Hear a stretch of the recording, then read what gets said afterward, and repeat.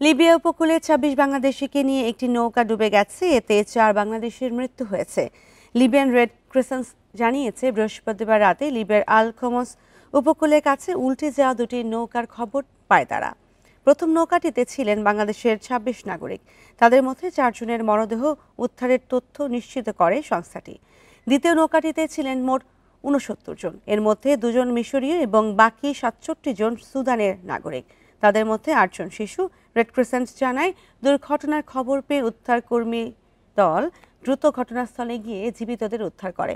এছাড়া মরদেহ উদ্ধারের পাশাপাশি জীবিতদের প্রয়োজনীয় সহায়তা দেওয়ার কাজও তারা করে। অভিবাসন প্রত্যাশীদের মৃত্যুকূপে পরিণত হয়েছে ভূমধ্যসাগর।